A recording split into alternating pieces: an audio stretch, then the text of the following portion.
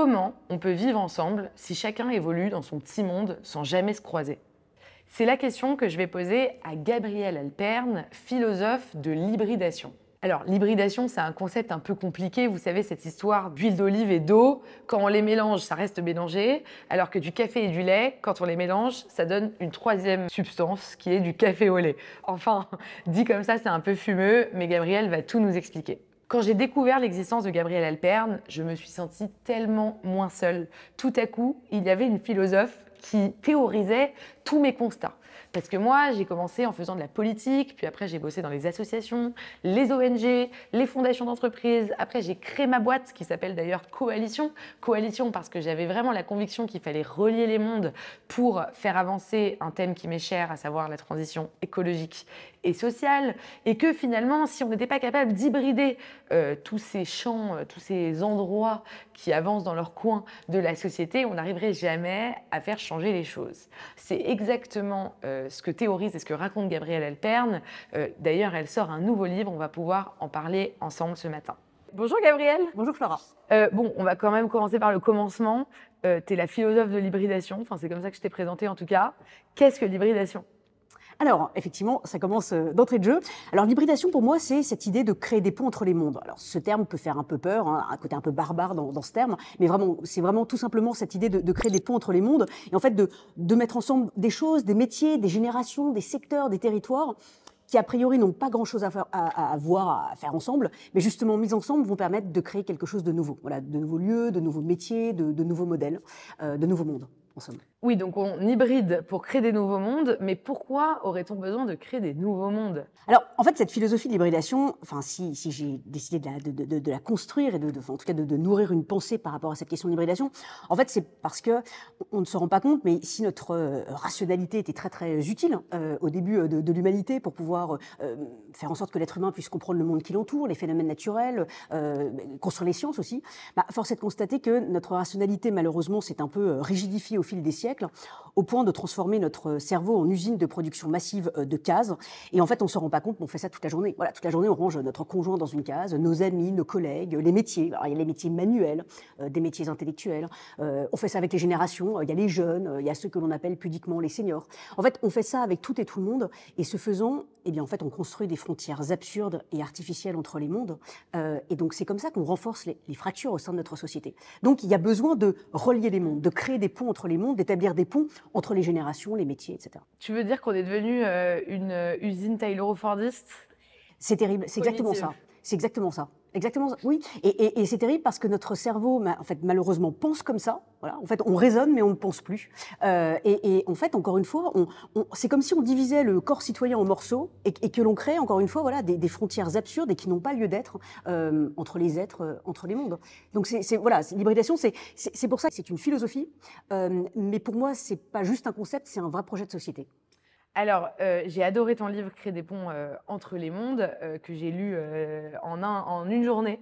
Vraiment, j'ai trop aimé. Pour plein de raisons, on va en parler bien sûr. D'abord pour une raison politique, qui est qu'on pose le constat depuis des années de l'archipélisation de la société, pour reprendre le terme de Jérôme Fourquet, mais qui a été théorisé de plein de manières. Mais vous savez, une archipel, c'est une succession de petites îles, et ça voudrait dire que l'État-nation français n'est plus capable de faire corps, et qu'on est divisé en plein de petits îlots, plein de petits silos. Et donc ça, tout le monde le dit depuis 10-15 ans. Je cite l'archipel, qui va avoir bientôt 10 ans, le livre, mais il y a plein d'auteurs qui parlent de ça. Moi, je suis souvent un peu frustrée par ce constat, parce que bien qu'il soit plutôt vrai et plutôt consensuel, je trouve que se limiter au constat, c'est jamais bon, parce que c'est pas ça qui nous permet d'avancer. Toi, dans ce livre, il y a un truc incroyable, c'est que tu prends le contre-pied, parce que, enfin, c'est pas le constat qui t'intéresse, c'est comment on va de l'avant, c'est la prospective, c'est comment on change. Et d'ailleurs, tu passes assez peu de temps sur les constats dans ton livre. Ce qui t'intéresse, c'est vraiment l'action, la mise en action. Donc, mon premier intérêt, il est politique, c'est que je trouve qu'on passe beaucoup de temps à faire des constats de ce qui va mal et on passe assez peu de temps à parler, à réfléchir. C'est moins sexy dans les médias peut-être aussi de réfléchir aux solutions. Mon deuxième attrait pour ton livre, il est personnel, c'est que, tu sais, moi, donc, j'ai créé une entreprise qui s'appelle Coalition. Je veux tout le temps créer des ponts entre les mondes, c'est ma philosophie de vie. Et toi, tu es la philosophe qui a théorisé mon action et mon constat. Alors déjà, la première chose, est-ce que personnellement, tu t'es intéressée à la question des ponts parce que tu te sentais à ta place un peu nulle part? Alors, c'est une grande question. En fait, j'adorerais pouvoir rebondir sur ce que tu as dit Bien sûr. précédemment par rapport à la question de l'archipélisation. Parce qu'en fait, Bien sûr. voilà. Alors, Et après, attendez, promis, on je fait réponds à une la première. question. Alors, d'abord, politiquement, Ouais. comment tu réponds voilà, à ce constat de l'archipélisation? Et après, plus personnellement, pourquoi toi, ça t'intéresse de relier les mondes? Oui. Alors, par rapport à la première question, oui, effectivement, l'archipélisation, tout le monde en parle. On ne parle d'ailleurs plus que de ça. C'est espèce de discours qu'on nous vend finalement depuis des années. Et en fait, moi, il y a plusieurs choses qui me posent un vrai problème par rapport à cette question-là. D'abord, en fait, c'est la grande mode de dire on n'a jamais été autant divisé. En fait, c'est pas vrai parce qu'honnêtement, enfin, je veux dire, on lit les mémoires du général de Gaulle, c'est ce que j'ai fait cet été. On lit Rousseau à son époque déjà. En fait, on a toujours été divisé. Voilà, les Français ont toujours été divisés. À la limite, c'est presque un sport national. Donc en fait, le côté on n'a jamais été autant divisé, il n'y a jamais eu autant de fractures, ça n'est pas vrai. Donc déjà, je pense que c'est important déjà de resituer les choses. Deuxièmement, oui, bien sûr, il y a des divisions. Mais moi, ce qui m'intéresse, c'est aussi de faire attention à des petits signaux faibles, des choses que l'on ne voit pas. Vous savez, c'est un peu comme quand on va dans un musée. On regarde un tableau, il y a mille manières de regarder un tableau. Alors on peut regarder effectivement les choses qui sont, oui, bien au centre, bien, enfin voilà. Et puis on peut aussi peut-être faire attention à des détails, des petites choses qui semblent anodines, mais qui l'air de rien peut-être donnent des raisons d'espérer. Et moi, ce qui m'intéresse, c'est effectivement, oui, parmi toutes ces divisions, il y a quand même des choses. Il y a des choses qui avancent, il y a une évolution, il y a une tendance d'hybridation. Il y a de plus en plus de choses qui se mêlent, qui s'entremêlent, des maisons de retraite qui se transforment en crèches, des écoles rurales qui se transforment en épiceries solidaires, des choses comme ça. On se dit, là, il y a peut-être une tendance à l'œuvre qui donne des raisons d'espérer, effectivement, qui mérite qu'on s'y intéresse. Donc ça, déjà, c'est une première chose par rapport, pour moi, l'hybridation, évidemment, oui, c'est l'anti-archipélisation, et voilà. Deuxièmement, je trouve que, bon, se satisfaire d'un constat, c'est pas très intéressant. En plus, Albert Camus disait que celui qui désespère ses contemporains est un salaud, et effectivement, malheureusement, il y a beaucoup de salauds autour de nous. Donc moi, ce qui m'intéresse, justement, c'est de me dire, mais finalement, très bien, oui, il y a des choses qui vont mal, mais comment on fait en sorte que ça aille bien? Et c'est là, d'ailleurs, la responsabilité du philosophe. Le philosophe, il n'est pas là seulement pour faire des leçons de morale, pour dire le bien, le mal. D'ailleurs, on a enfermé, malheureusement, le philosophe dans ce rôle-là. C'est un rôle qui est vraiment pas intéressant.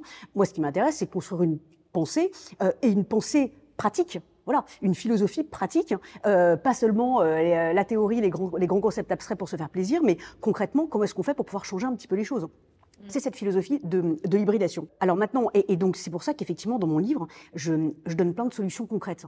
Des solutions pas que j'ai inventées, mais alors certaines effectivement que j'ai finalement imaginées, mais d'autres, et beaucoup, que j'ai pu voir sur le terrain, dans tous les quatre coins de la France. Et c'est vraiment ce livre, c'est aussi mon récit finalement de ce tour de France et mes conversations avec plein de Français de plein d'horizons qui font des choses, mais qu'on regarde jamais, qu'on ne remarque jamais.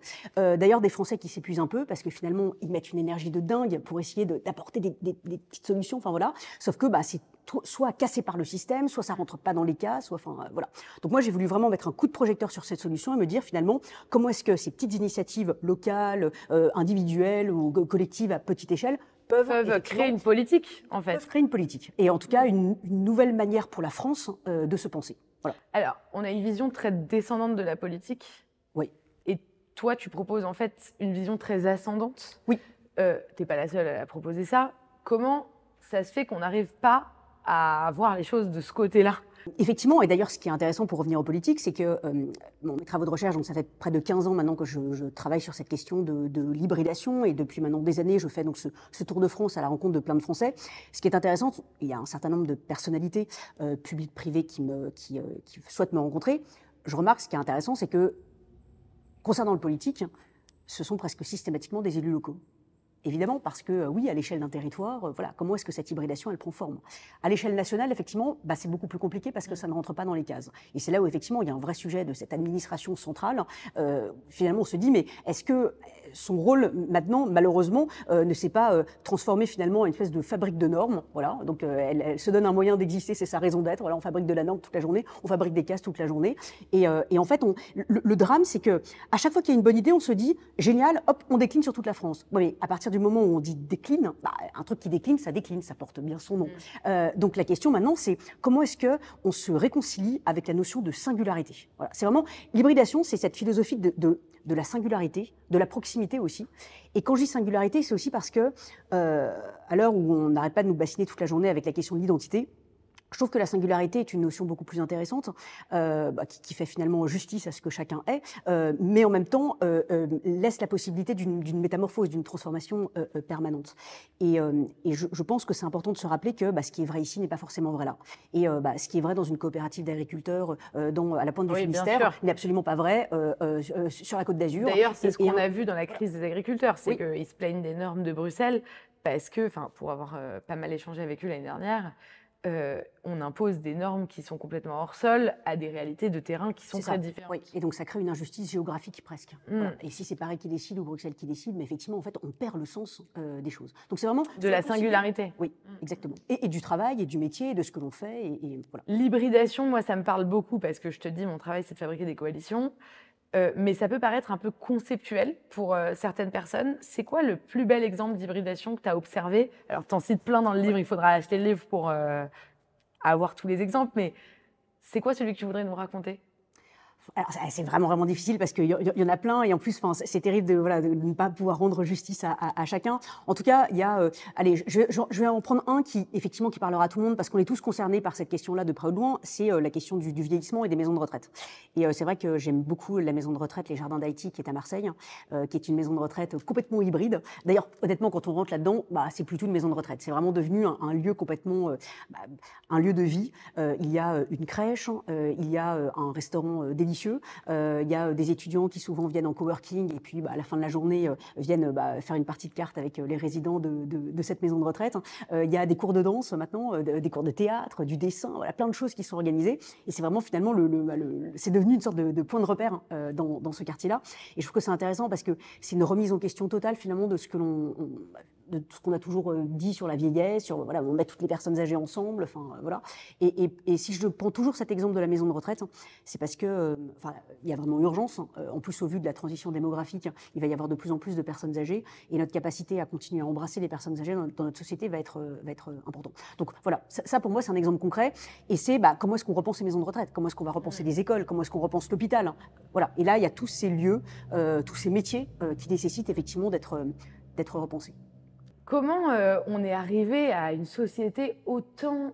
Alors, je t'ai dit tout à l'heure, on est un modèle tayloro-fordiste dans nos cerveaux. Ça s'explique évidemment par l'histoire économique, mais comment on est arrivé à être autant robotisé? D'ailleurs, tu finis ton livre sur la question de l'homme-robot, parce que c'est un peu le risque, c'est un peu le danger. Comment on est arrivé jusqu'à un tel point de non-hybridation? Quel est le mot opposé à l'hybridation? La catégorisation. La catégorisation. Comment on est arrivé dans un monde aussi catégorisé? Parce qu'en fait, on a cru, et on voit qu'on s'est trompé, on a cru que c'était une manière, en fait c'était au nom de la productivité, de la performance, en fait un gain de temps, en fait, que finalement on allait pouvoir faire les choses beaucoup plus rapidement, travailler plus rapidement. La division du travail, si on prend ça très concrètement, j'ai beaucoup travaillé sur la question du monde du travail de demain, en allant justement dans des usines, des entrepôts, en allant parler avec plein de métiers différents pour voir cette question-là de la division du travail. Et en fait, depuis Adam Smith, on est convaincu que la division du travail, c'est le nec plus ultra de la productivité. Chacun est hyper spécialisé sur sa micro-tâche et les vaches seront bien gardées. Le problème, c'est qu'en fait, on s'est rendu compte que ce que l'on gagne en amont, en termes de gains de productivité, en fait, on le perd en aval, en difficulté à se coordonner, à partager des informations et surtout en fait en sens. Parce que chacun est tellement hyper spécialisé sur ce qu'il a à faire qu'il perd totalement le sens de l'action collective. Et en fait, il n'y a même plus d'ailleurs de responsabilité individuelle et d'ailleurs même plus de responsabilité collective, parce que finalement, c'est pas de ma faute, c'est l'autre qui est finalement à l'autre bout de la chaîne. Voilà. Donc en fait, cette division du travail, elle a fait énormément de mal. Et encore une fois, en fait, on a cru que c'était un gain de temps. Ce qui n'est pas vrai, parce qu'on voit tout le temps perdu en termes de conflits, faute d'avoir su impliquer les bonnes personnes en amont, en termes d'incapacité à partager les bonnes informations, en termes de création de silos, en termes organisationnels, et surtout, encore une fois, en plus, en perte de sens. Quand on est déresponsabilisé, on perd un peu le sens de la vie. Oui, et le sens de son travail, le sens de ce que l'on est aussi. Et là, je vais donner un exemple très concret pour voir c'est quoi l'hybridation dans le monde du travail. Par exemple, j'ai été sur la question notamment des métiers pénibles ou des métiers difficiles. Je reprends toujours cet exemple de maison de retraite. Alors là, c'est une autre maison de retraite. Un directeur qui voulait embaucher une femme de ménage. Bon, femme de ménage, c'est un métier qui est extrêmement difficile. En plus, dans une maison de retraite, c'est encore plus difficile. Et ce directeur est tombé sur une candidate un jour qui lui a expliqué, voilà, moi, il se trouve que j'aime beaucoup chanter. Bon. Et en fait, il y a une sorte de contrat moral entre eux, de manière à ce que finalement sa fiche de poste soit un peu hybride et que 4 jours par semaine, elle soit femme de ménage et que le dernier jour, elle puisse se former, sur de la médiation culturelle, donc un vrai temps de formation et d'acquisition de nouvelles compétences, de manière à ce que progressivement, elle passe 2 jours et demi, femme de ménage, et qu'elle puisse créer et diriger une chorale au sein de cette maison de retraite. Et puis après, devenir directrice de la médiation culturelle. En fait, ça, je trouve que c'est génial, hein, parce que dans toutes les questions sur ces métiers que l'on a réduits, ces tâches ingrates, pénibles, difficiles, où finalement c'est toujours les mêmes qui les font, comment justement on redonne du sens à des métiers, on redonne du sens aussi aux personnes qui les exercent. Et ce que j'ai trouvé super intéressant, parce que je me suis entretenue avec cette femme de ménage directrice de la médiation culturelle, et elle m'a expliqué qu'en fait, le regard des résidents de l'EHPAD sur elle avait complètement changé, le regard de ses collègues avait complètement changé, le regard aussi des familles des résidents avait complètement changé, et même son regard sur elle-même avait complètement changé, puisque finalement, voilà, elle n'était pas que femme de ménage, elle faisait plein d'autres choses. Voilà. Et ça, je trouve que c'est intéressant sur comment est-ce qu'on repense les métiers, comment on repense son travail. Tu parles beaucoup d'un problème de langage et de langues qui sont parlées langues différentes selon les mondes dans lesquels on évolue. J'ai adoré un paragraphe sur ton passage dans le monde corporate où tu dis ce pays a une langue bien à lui, donc tu parles du cabinet de conseil dans lequel tu travaillais, des codes et des rituels spécifiques, des castes et des dogmes, un humour et des expressions qui font rapidement de vous un étranger. Un étranger qui est confronté à un dilemme, faire une demande de carte d'identité et devenir un citoyen dans ce monde en ébullition, ou bien demander une simple carte de séjour qui donne l'avantage de rester spectateur. Le problème du langage, c'est un vrai problème. En plus, tu cites tous les mots corporate, on va faire un nouveau staffing, enfin, c'est assez rigolo dans le monde du travail, mais en fait, dans tous les mondes, il y a un vocabulaire et des codes dédiés. Comment on fait, avant tout, face à ce problème de langues différentes ? Alors, oui, effectivement, c'est ce que je raconte dans mon livre. Je suis particulièrement sensible à cette question parce que je raconte aussi dans mon livre le fait que j'ai travaillé dans différents cabinets ministériels et j'étais notamment conseillère pour la prospective et les discours. Donc, j'ai dû à peu près écrire 2000 discours en 4 ans. Et justement, pour pouvoir écrire ces discours, je me suis entretenue avec plein de communautés de professionnels différents. Et effectivement, j'étais vraiment très interpellée en fait, par les mots utilisés, par le vocabulaire. Il y a vraiment un jargon technique, il y a vraiment une langue effectivement, qui est posée, que je trouve intéressante.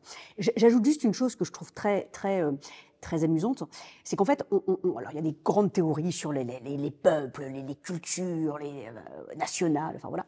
En fait, je ne sais pas si ça vous est déjà arrivé, mais par exemple, quand on est dans un hôtel à l'autre bout du monde, enfin voilà, en fait, c'est très intéressant de remarquer que finalement, en fait, il n'y a rien qui ressemble plus à un architecte italien qu'un architecte espagnol ou français, ou enfin voilà, ou un avocat, ou enfin, en fait, c'est fou, on ne se rend pas compte à quel point le métier que l'on exerce, en fait, nous définit plus, nous détermine plus même, d'ailleurs, que notre nationalité. Bien sûr. Et ça, c'est un truc qui me fascine. Même dans un dîner mondain, on voit, il y a tous les assureurs d'un côté, les banquiers d'un côté, les consultants de l'autre. Enfin, voilà, chacun se retrouve comme s'il y avait effectivement une espèce de tribu, de clan, qui se retrouvent par rapport effectivement à ces identités professionnelles. Donc c'est pour ça que ça m'a beaucoup interpellée. Effectivement, il y a des langages propres à chacun. En tout cas, moi, ce que j'explique dans ce livre, c'est qu'en fait, c'est là où on a besoin justement de centaures. C'est-à-dire cette figure hybride mythologique, donc qui est mi-homme, mi-cheval, hein, qui a un pied dans plusieurs mondes, effectivement, parce que cette personne a pu travailler, par exemple, je sais pas, dans le monde politique et puis dans le monde de la recherche, dans le monde de l'administration, en entreprise, par exemple. Exactement. Oui, quoique, mais ça, on pourra y revenir. Oui. En fait, cette personne, finalement, peut servir de traducteur entre les mondes, de métisseur entre les mondes. Et finalement, eh bien, quand un chercheur doit parler avec le politique, un vrai sujet, le savant et le politique, voilà, Max Weber. Mais en tout cas, quand deux mondes se rencontrent, finalement, comment faire en sorte qu'ils parlent la même langue? On a besoin de ces centaures, voilà, de ces personnes qui sont un peu hybrides, voilà. Des traducteurs culturels. Voilà, exactement. Mais pas seulement d'ailleurs même culturel, mais en fait, c'est tout un univers effectivement à traduire pour justement créer ces ponts entre les mondes. Sauf que très souvent, ces centaures, on les maltraite, on les regarde d'une drôle de façon, ils sont un peu trop hybrides, ils suscitent la méfiance, la suspicion. On a un peu de mal avec ces figures de centaures. Donc moi, en tout cas, dans mes travaux, j'ai vraiment voulu les réhabiliter et montrer qu'au contraire, entre guillemets, on a vraiment besoin de centaures et malheureusement, on crève des pur sang, quoi. Bah justement, je me suis vachement demandé en te lisant qu'est-ce qui t'emmenait à visiter autant de mondes différents dans ton expérience de philosophe et à t'intéresser à cette question, parce que j'y voyais un parallèle avec ma propre expérience. J'ai démarré en fait en me disant que j'allais trouver mon espace. Et puis, je commence à me faire à l'idée que je ne vais pas le trouver. Parce que j'ai démarré en politique en me disant, moi, je veux changer les choses, c'est là que ça se passe. Après, je me suis dit, ouf, en politique, on parle quand même beaucoup des problèmes. Moi, j'ai envie de parler des solutions. Je suis allée dans l'entrepreneuriat. Après, je me suis dit, il y a quand même beaucoup de bullshit dans cet environnement très Startup Nation, etc. En fait, je vais aller dans les associations. Après, je me suis dit, waouh, il y a peu de pouvoir d'agir dans les associations parce qu'il y a peu de moyens. Je vais aller dans le conseil, etc. Bah, vous pourrez vous raconter ça pendant 2 heures, mais tout ça pour dire qu'à la fin, je me suis un peu fait à l'idée que j'étais un peu de partout et en même temps un peu de nulle part. Est-ce que c'est un peu cette même conviction qui t'a emmené voir un peu partout? Et est-ce que, par ailleurs, tu plaides pour le Centaure, mais peut-être qu'on est minoritaire, peut-être qu'il y a une majorité de gens, enfin si tu te reconnais là-dedans, bien sûr, peut-être qu'il y a une majorité de gens qui sont très à l'aise dans un milieu culturel et qui peuvent y rester toute une carrière, toute une vie, sans même se demander ce qui se passe de l'autre côté de la rue. Oui, alors il y a 1000 choses. Alors oui, effectivement, désolée, j'arrête pas. non, non, absolument absolument, non, mais c'est donc je te pose 10 questions en une à chaque fois. C'est très bien, et c'est très bien, au contraire. Une interview vraiment. Non, alors effectivement, ton parcours est très intéressant et résonne tout à fait. En fait, c'est comme une quête, voilà, un compte initiatique, un parcours initiatique. Oui, effectivement, moi je crois pas qu'on est commissaire au plan de sa vie et que dans 2 ans je ferai ça, dans 3 ans je ferai ça. En tout cas, il y a peut-être des gens qui se pensent leur vie comme ça. Je trouve que c'est terrible. Et il y a aussi effectivement, oui, des rencontres, des expériences à faire, d'ailleurs heureuses, malheureuses, mais effectivement qui font que petit à petit on apprend à se connaître, à savoir ce qu'on n'aime pas, ce qu'on veut pas et savoir ce que l'on veut faire. C'est vraiment ce que j'explique dans toute la première partie de mon livre. En fait, moi, vraiment, le vrai aiguillon qui a fait que justement je suis sortie de ce monde de la philosophie, c'est que quand je suis arrivée à Normal Sup en 2008, voilà, c'est la crise financière, le monde s'écroulait, tout le monde me disait oui, bon, les philosophes, on n'a pas besoin d'eux, le monde s'écroule, bon. Et c'était quelque chose qui m'énervait. Et en même temps, quand je regardais autour de moi, bon, bah, de fait, oui, bah, on faisait des commentaires de texte de Descartes et de Spinoza toute la journée. Je me disais, bon, honnêtement, si c'est ça le rôle du philosophe dans la cité, bah, je comprends que les gens n'y croient plus. Voilà. Donc je me suis dit, bah, effectivement, bah, il va falloir peut-être se remettre en question. Voilà. Le problème, c'est pas la société, c'est le philosophe. Donc il faut que le philosophe se remette en question. Et donc, j'ai voulu essayer de comprendre, mais finalement, où est la place du philosophe? Voilà. La cité, c'est large, la société, c'est large. Où est-ce qu'elle a sa place? Dans le monde économique, dans l'entreprise? Est-ce qu'elle est dans le monde, alors là, peut-être plutôt religieux? Et donc, effectivement, j'ai étudié pendant 1 an la Bible à Jérusalem. Est-ce qu'elle est effectivement dans le monde start-up, enfin, voilà, bon, ou politique? Voilà. Donc là, effectivement, j'ai voulu aller au cœur de ces mondes pour pouvoir essayer de comprendre où était un rôle possible. Et effectivement, au vu de tout ce parcours, je me suis rendu compte que finalement, voilà, le philosophe ne doit surtout pas s'enfermer dans une case, il ne doit surtout pas s'enfermer dans un monde, mais justement, il doit être en mesure de créer ses fameux ponts entre les mondes. Et là où c'est très important, et c'est vraiment pour moi mon combat, ce plaidoyer aussi pour le nouveau rôle du philosophe aujourd'hui, c'est que le monde des idées confortables, en fait, c'est beaucoup trop confortable. Voilà. Le philosophe, il doit se confronter au réel. C'est le courage d'aller au réel. Et en fait, il y a beaucoup de philosophes aujourd'hui qui nous parlent du monde du travail, voilà. Mais en fait, ils ne savent pas du tout ce que c'est que l'entreprise. Voilà. Ou alors qu'ils vont nous parler de politique. Sauf qu'en fait, ils ne savent pas du tout ce que c'est que la politique. Mais les philosophes, comme les chercheurs globalement, ils sont victimes aussi de la silotisation du monde, puisque c'est hyper mal vu. Enfin, je connais quelques chercheurs, c'est hyper mal vu quand tu vas dans les médias, c'est hyper mal vu quand tu vas en entreprise. Toi-même, ton prof à Normal t'avait dit... Effectivement, quand je lui ai fait part de mon souhait de m'intéresser un peu au monde de l'entreprise, parce qu'on était en 2008, il y avait plein d'entreprises qui commençaient à mettre les clés sous la porte, et enfin, voilà, m'a dit, vous allez prostituer votre intelligence aux forces du CAC 40. Bon, c'est un peu intense comme phrase. Oui, effectivement. Tu l'avais pris comment? Ça m'a beaucoup interpellée, et finalement, je me suis dit, si je ne suis pas là, c'est-à-dire que si je ne suis pas à dialoguer avec justement les forces du CAC 40, en fait, elles ne changeront jamais. Elles ne se remettront jamais en question. Elles resteront dans leur monde, je resterai dans le mien. Je continuerai du haut de ma chair à faire des leçons de morale au monde entier. Mais finalement, quelle sera mon utilité? Voilà. Mais il faut du courage. Oui. Quand on a un prof qui nous dit vous allez prostituer votre intelligence. Oui, en tout cas, je pense que... Non, parce que je te dis ça parce que ça fait aussi écho à mon expérience. Moi, quand je suis en entreprise, on me voit comme une espèce de décroissante zadiste. Quand je suis avec les forces de gauche, on me voit comme une capitaliste, parfois macroniste. Quand je suis avec des gens qui écrivent des livres à plein temps, on se demande pourquoi moi, je me permets d'écrire des livres.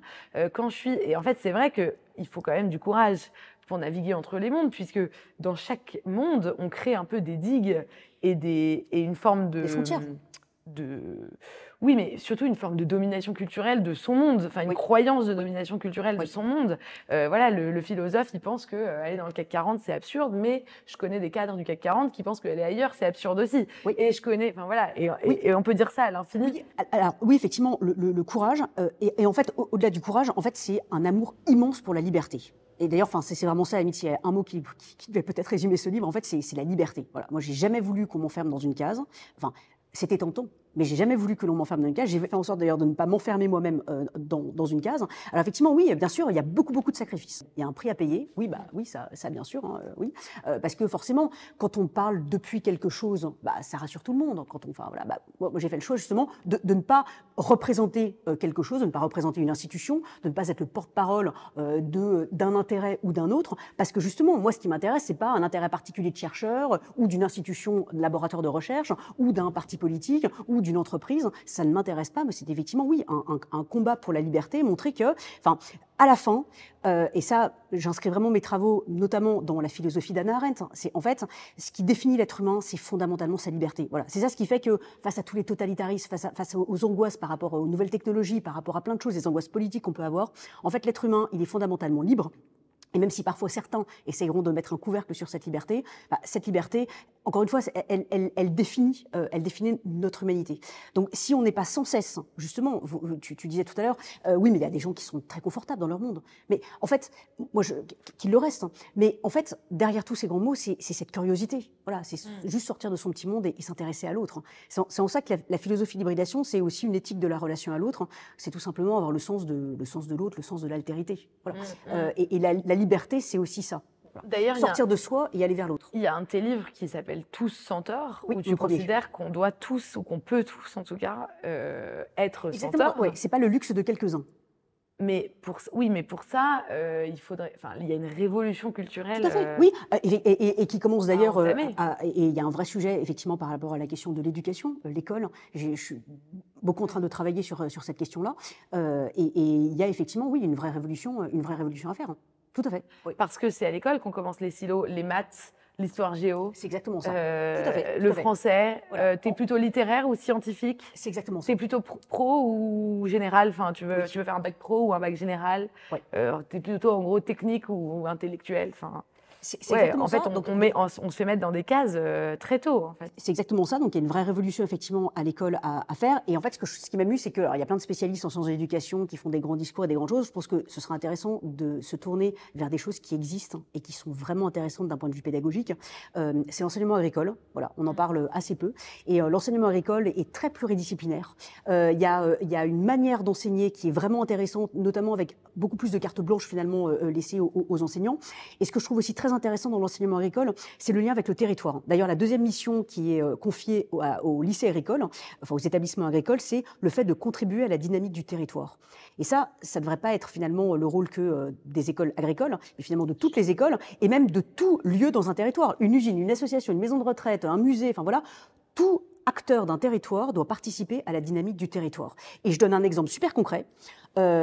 L'éducation hybride, c'est quoi?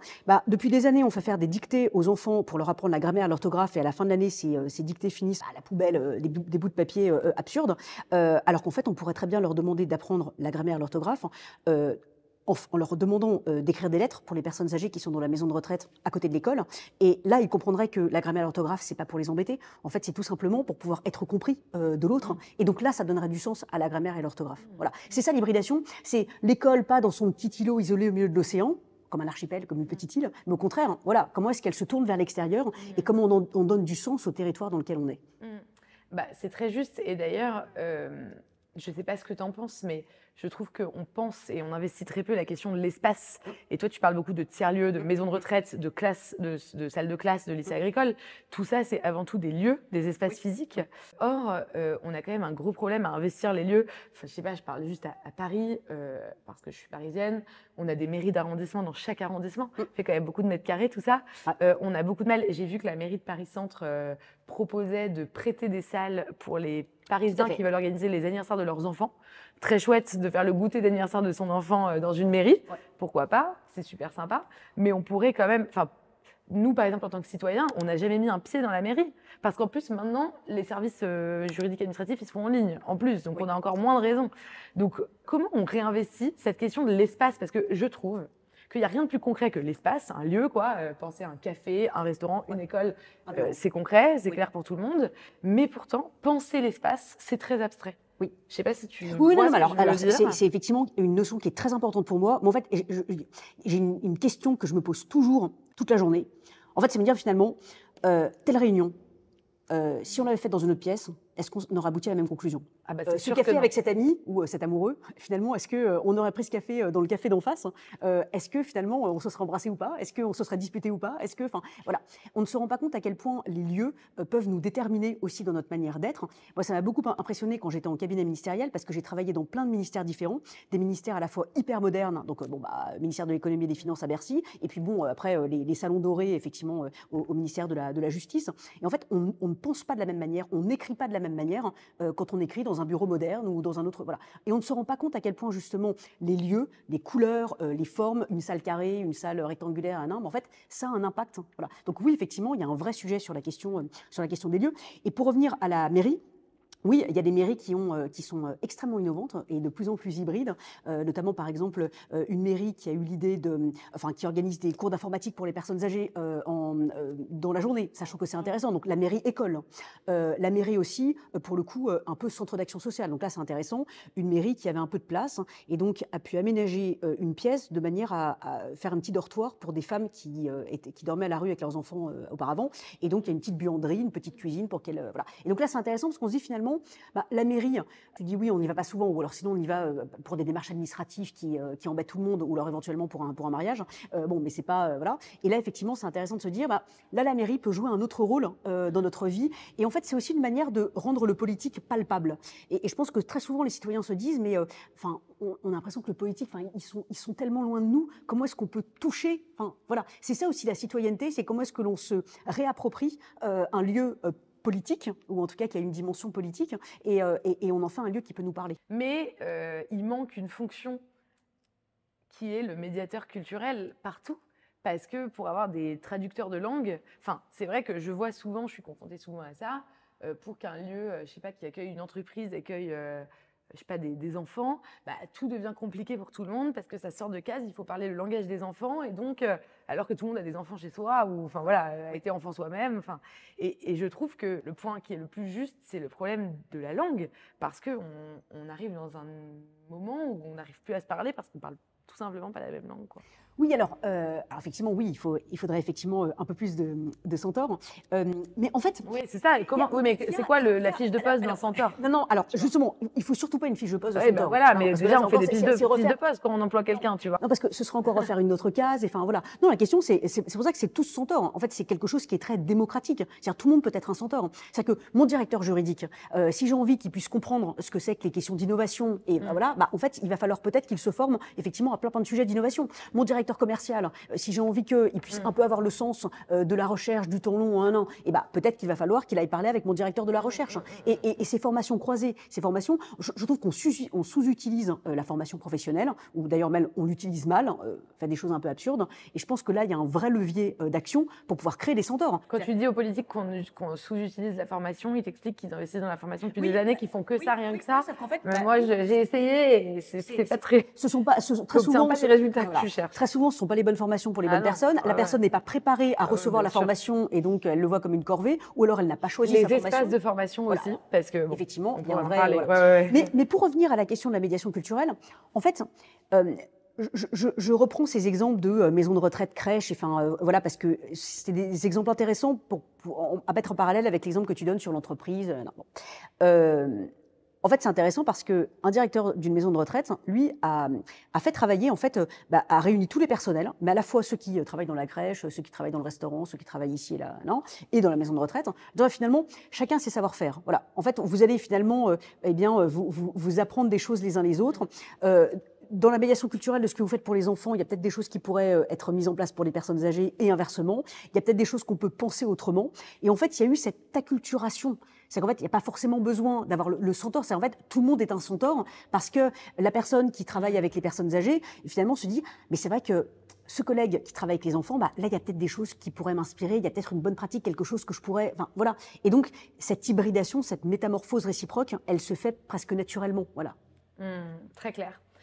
Tu dis dans ton livre, constat que je partage, le premier mal de la France que j'ai souhaité explorer dans mes travaux de recherche, c'est celui de la gouvernance, précisément parce qu'il me semble être celui responsable de tous les autres. En RSE, vous savez, la responsabilité sociale des entreprises, dans les mondes de la finance et anglo-saxon, on appelle ça ESG, Oui. écologie, sociale et gouvernance. Et je trouve ça toujours fou qu'on mette ça dans le désordre. Pour moi, c'est gouvernance, sociale, écologie, puisque la gouvernance, c'est le prérequis de tout changement, Oui. en fait, de toute transformation. Le social, bah, c'est encore plus important que l'écologie parce que ça sert à rien. Enfin, ça sert à rien de vivre sur une planète respirable si on ne fait pas attention aux humains. Enfin, voilà. Et je trouve que c'est hyper révélateur du fait qu'on prend les choses à l'envers. Je suis totalement d'accord pour dire que la gouvernance est le cœur de toute chose. Pourtant, c'est très compliqué d'œuvrer sur les modèles de gouvernance, de changer les gouvernances. Comment tu t'y prends, toi? D'ailleurs, c'est intéressant parce qu'en t'écoutant parler, oui, bah, d'ailleurs en français, on dit RSE, c'est-à-dire qu'on dit responsabilité, mais on ne parle pas de gouvernance. Non, c'est responsabilité aussi d'ailleurs sociale des entreprises. Oui, oui. Donc, gouvernance, c'est c'est même intéressant. pas présent Voilà, dans le... donc c'est Ouais, intéressant bien sûr. quand même. Donc ça nécessite d'être soulevé. Ouais. En fait, justement, j'ai vraiment voulu m'intéresser à cette question de la gouvernance parce que voilà, je dis, là, il y a un vrai sujet. J'ai fait donc il y a 1 an et demi un gros travail de recherche sur la question de la gouvernance partagée. Voilà. C'est quoi partager la gouvernance?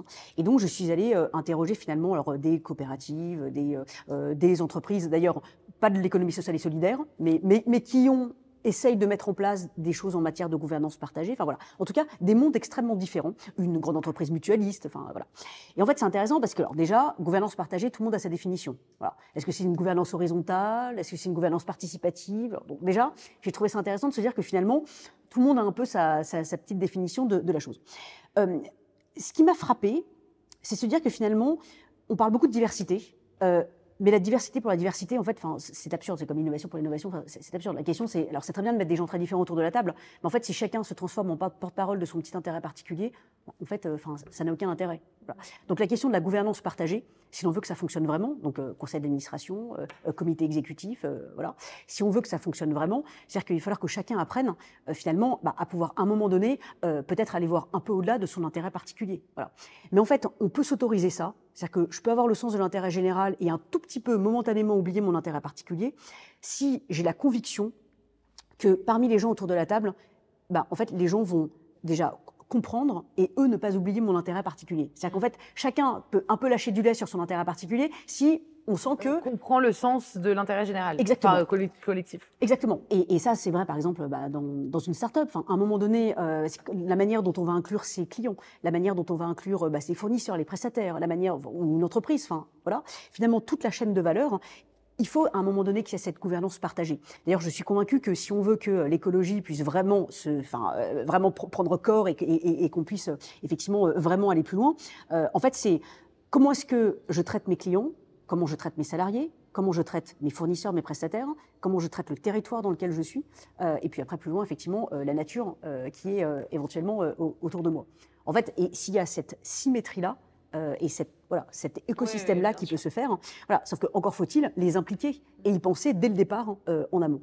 C'est très juste parce que je trouve qu'on a carrément perdu le sens de ce que voulait dire l'intérêt général. C'est-à-dire qu'on ne sait même plus très bien le définir parce qu'on n'est plus capable de faire la somme aussi des intérêts particuliers, de voir le lien, le lien entre les deux, ouais, bien sûr. Et alors, juste une chose, c'est que quand tu dis on n'est plus capable, mais ce qui fait vraiment réfléchir, c'est que Rousseau, au XVIIIe siècle, nous avons des peintres, des physiciens, des géomètres, des astronomes, mais nous n'avons plus de citoyens.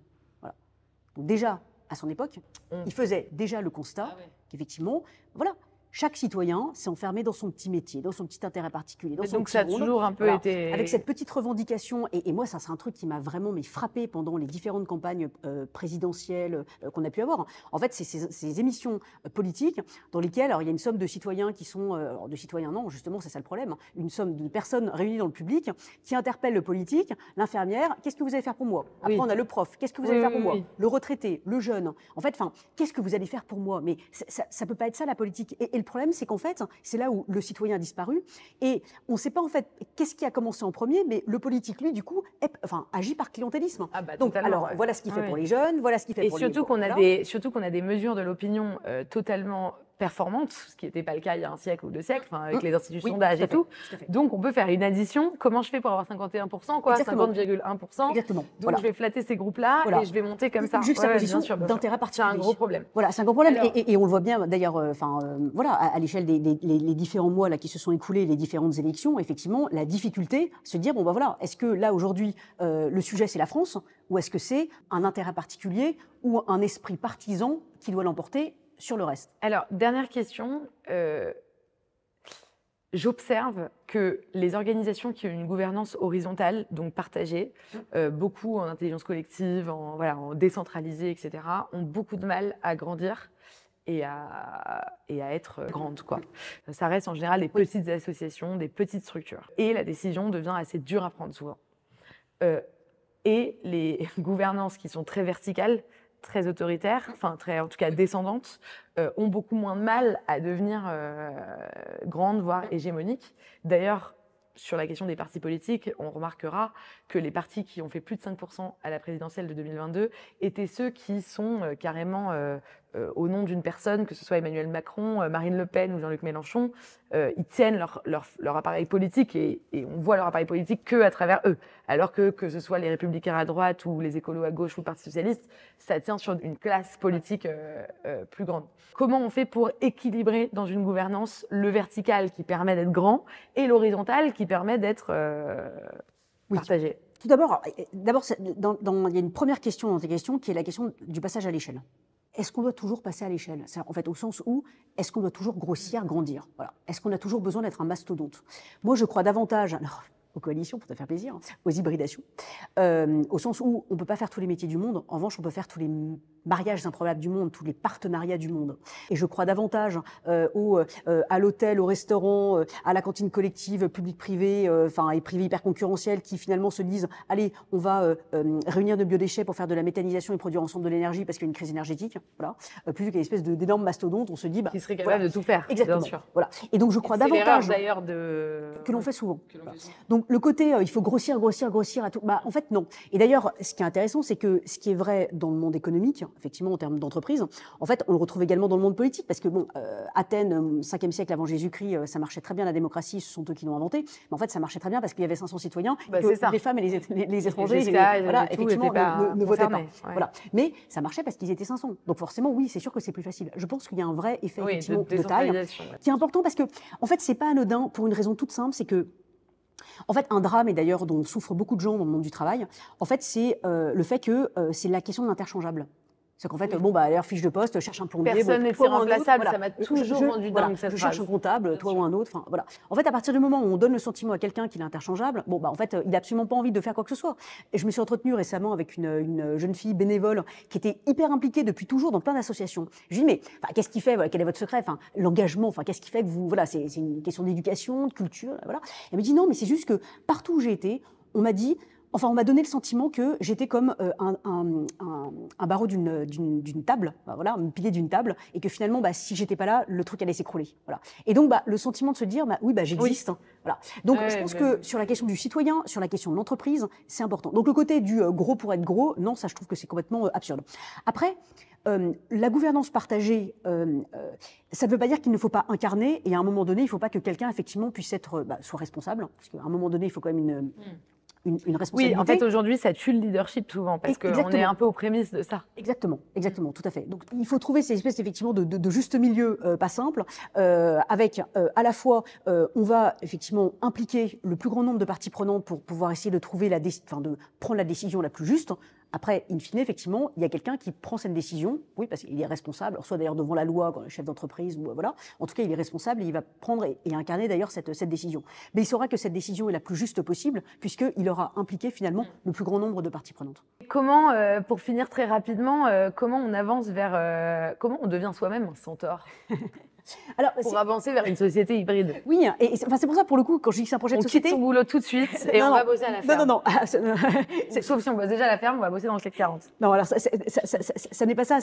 Et c'est là, du coup, c'est en tout cas un projet de société qui est pleinement démocratique. C'est que chacun a effectivement son rôle à jouer là-dedans. Non, il ne s'agit pas de quitter son travail, mais en tout cas de se former aussi à autre chose, d'être curieux. C'est Elias Canetti, qui est vraiment l'un de mes maîtres à penser, l'un des plus grands intellectuels du XXe siècle, qui disait… La vie, c'est un éternel rétrécissement. Voilà. Et de ce fait, il a raison. Hein. Une compétence, un métier, c'est un éternel rétrécissement aussi. Une formation qu'on a eue, c'est un éternel rétrécissement. Mais on peut lutter, on peut résister contre ce rétrécissement, il dit, en élargissant sans cesse la base. Et pour élargir la base, je reprends ces mots, il faut jeter son encre le plus loin possible. Donc jeter son encre le plus loin possible vers ce que l'on ne connaît pas, vers des livres qu'on n'a pas l'habitude de lire, vers des métiers qu'on n'a pas l'habitude de connaître. Ben voilà, il y a une étude récemment qui a montré qu'il y a plein d'enfants en France qui ne savent pas la différence entre une courgette et un concombre. Bon, là, à un moment donné, cette question de la curiosité et comment est-ce qu'on introduit un stage obligatoire dans une exploitation agricole pour tous les élèves de 3e, je pense que ça ferait du bien, effectivement, pour pouvoir réconcilier, là aussi créer des ponts entre les mondes, entre le monde de l'agriculture et la société. Et ben, pour conclure, je crois que tu me fais penser, moi aussi, à mon tour, je vais citer Hannah Arendt, qui dit cette phrase: le grand isolement, c'est de s'entourer de personnes qui pensent comme vous. Donc, commencez par aller essayer de parler, de dialoguer avec des personnes qui, de prime abord, ne pensent pas forcément comme nous. Je crois que c'est un conseil essentiel pour réenchanter la politique, qui est quand même un peu l'objectif du moment. Merci de nous avoir suivis et n'oubliez pas que la politique nous appartient.